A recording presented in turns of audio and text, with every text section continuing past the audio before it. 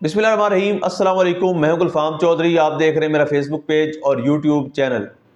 पाकिस्तान की सियासत में अहम तरीन डिवेलपमेंट हो रही हैं और मुसलसल डिवेलपमेंट्स मुतवक्के हैं। यकीनी तौर पर जो पाकिस्तान के हालात हैं वो यकसर बदलने जा रहे हैं और बड़ी बड़ी तब्दीलियाँ मुतवक्के हैं। इस हवाले से हमारे साथ मौजूद है सिद्दीक जान साहब। उनसे जानते हैं क्या डेवलपमेंट हुई हैं, पहले उनकी बात सुनते हैं फिर उस पर बात करते सुप्रीम हैं। कोर्ट से जुड़ी हुई एक और खबर सामने आई है। सुप्रीम कोर्ट में बड़ी हलचल है इस वक्त और justice Yahya Afridi chief justice Pakistan ने जो एडिशनल रजिस्ट्रार जुडिशल हैं नज़र अब्बास उनको ओहदे से हटा दिया है, उनको ओएसडी बना दिया गया है। याहिया अफरीदी साहब डट गए हैं और याहिया अफरीदी साहब ने एतराफ़ कर लिया है कि हाँ मैंने जुडिशल ऑर्डर के बावजूद केस वापस लेकर और आईनी बेंच को भेजा है। और यहाँ तक उन्होंने प्रेस रिलीज में ये वाजे कर दिया है याहिया अफरीदी साहब ने कि मैं दोबारा भी करूंगा, मैं बार बार करूंगा।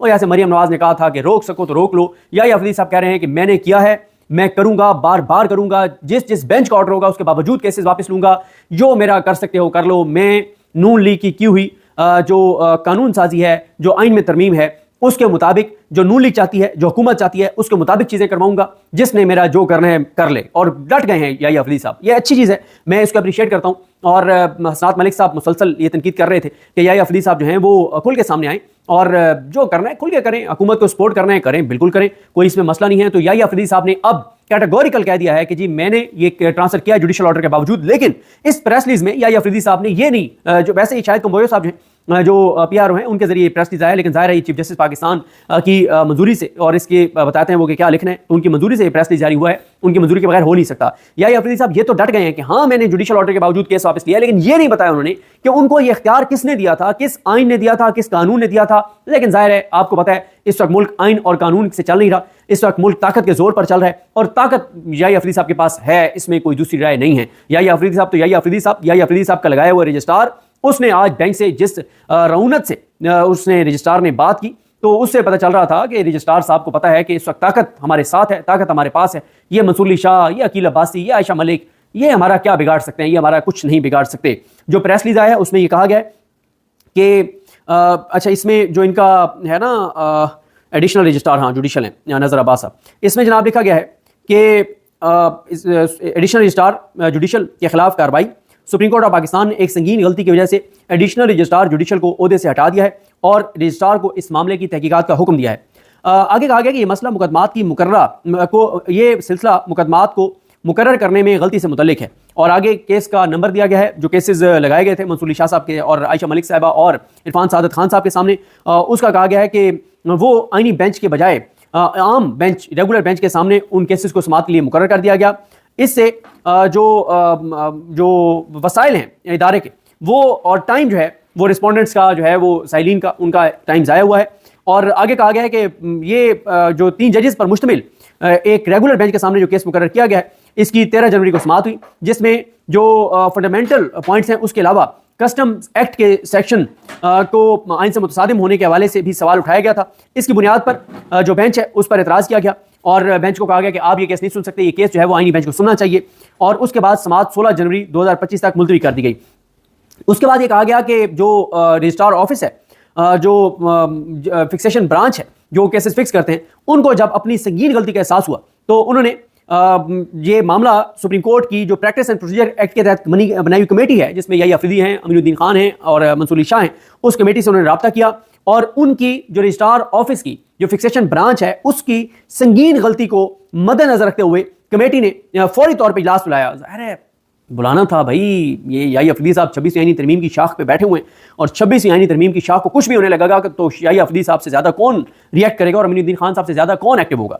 तो वो कहते हैं कि जनाब क्योंकि मामला बड़ा हसास था और बड़ा इंपॉर्टेंट था, तो इसलिए कमेटी ने फौरी तौर पर उन्होंने इजलास बुलाया 17 को और उन्होंने ये केस जो है वो आईनी बेंच को भेज दिया। आईनी बेंच के लिए जो कमेटी है उन्होंने उसको भेज दिया, इन मुकदमात को इस बेंच से वापस लिया और हुक्म दिया कि आर्टिकल 191 के तहत ये मामला जो है वो आईनी बेंच की कमेटी के सामने पेश किया जाए। और रेगुलर कमेटी ने यह भी हिदायत दी कि आइंदा 191 के तहत जितने भी मुकदमात होंगे वो आईनी कमेटी के सामने रखे जाएंगे, चाहे कोई रेगुलर बेंच जो है उसके ऊपर ऑर्डर ही क्यों ना कर चुका हो। अब ये वो सवाल है जिसको डिटरमिन करना है सुप्रीम कोर्ट ने कि आया कि अगर एक रेगुलर बेंच जुडिशियल ऑर्डर कर देता है तो उस जुडिशियल ऑर्डर के बाद कमेटी उस केस को वापस ले सकती है नहीं ले सकती। या ये सब ये तो डट गए हैं कह रहे हैं कि हाँ मैंने किया है, मैं बार बार करूंगा, आइंदा भी करूंगा। लेकिन याहिया अफरीदी साहब यहां पर यह नहीं बता रहे कि जो कुछ याहिया अफरीदी साहब ने किया है वो किस आईनी इख्तियार के तहत किया है, यह नहीं याहिया अफरीदी साहब बता रहे। उसके बाद यह भी कहा गया है कि सुप्रीम कोर्ट के रजिस्ट्रार ऑफिस को तमाम जो जेर इल्तवा केसेस हैं उनकी फौरी तौर पर स्क्रूटनी का कहा गया है कि तेजी से स्क्रूटनी करें। और उन्होंने कहा है कि वो देखें कि जितने भी वो केसेस जो आईनी बेंच के सामने जाने चाहिए वो आईनी बेंच की कमेटी के पास जाएं, वो रेगुलर बेंच के सामने ना जाएं। उसके बाद ये भी उसमें एतराफ कर लिया गया, अब ये एतराफ को एतराफ नहीं है, ये कोई एतराफ नहीं है कि 17 को ही आईनी बेंच की कमेटी भी मिली, ये तो आज हो गई बात ना। और दूसरी बात यह है कि अगर ये इतना नेक नियति पे मबनी आपका काम है याहिया अफरीदी साहब का, तो याहिया अफरीदी साहब उसी दिन प्रेस रिलीज जारी करते। तो आज याहिया अफरीदी साहब ने छुट्टी करके सारा दिन दिमाग लड़ाया, क्या करूं कैसे करूं, तो ये एक सफा सामने आया है। और वही हुआ जो हम कहते हैं कि जब काजी फाइजी चैंबर बाग पर जाते थे तो कोई ना कोई बड़ी वारदात सामने आती थी, तो वही कर रहे हैं याहिया अफरीदी साहब। लेकिन याहिया अफरीदी साहब क्रॉस कर गए काजी फाइजी साहब को, काजी फाइजी साहब ने कभी किसी जुडिशियल ऑर्डर पे तो उसमें तब्दीली नहीं की थी एडमिनिस्ट्रेटिव साइड पे।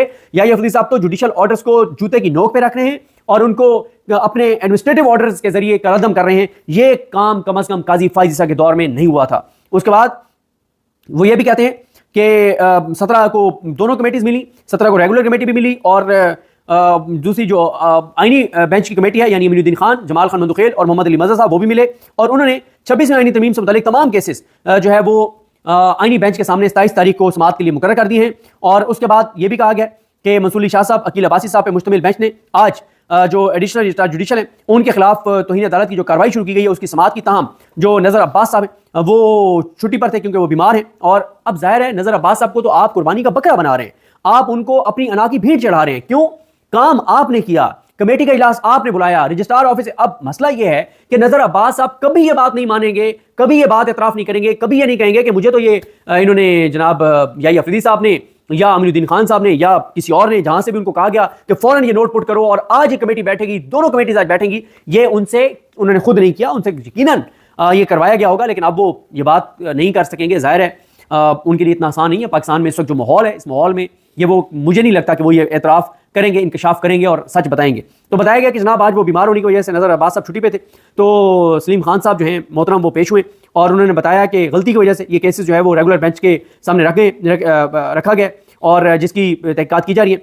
और उन्होंने ये भी कहा कि जो बेंच से केसेस वापस लेकर और कमेटी जो आईनी बेंच को भेजना ये बदनीयती नहीं थी, बल्कि ये एक नेकनीयती का अमल था कि गलती हुई थी, उस गलती को सुधारने के लिए किया गया है। और आगे ये बताया गया है कि सुप्रीम कोर्ट ने जो एडिशनल रजिस्ट्रार जुडिशल हैं उनको ओहदे से हटा दिया है और उन्होंने रजिस्ट्रार को चीफ जस्टिस ने हदायत की है कि वो आइंदा किसी भी इस तरह की सूरत हाल से बचने के लिए जो है वो एहतियात करें और कोई केस ऐसा ना लगे इन रेगुलर बेंच के सामने जो आईनी बेंच के सामने जाना चाहिए।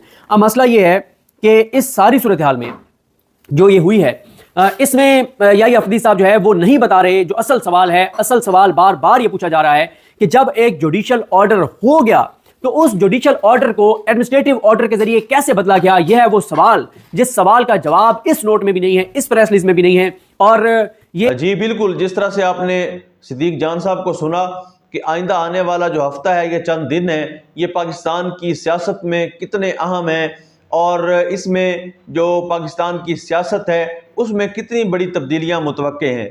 अल्लाह पाक वतन अजीज़ का हामी व नासिर हो। पाकिस्तान जिंदाबाद।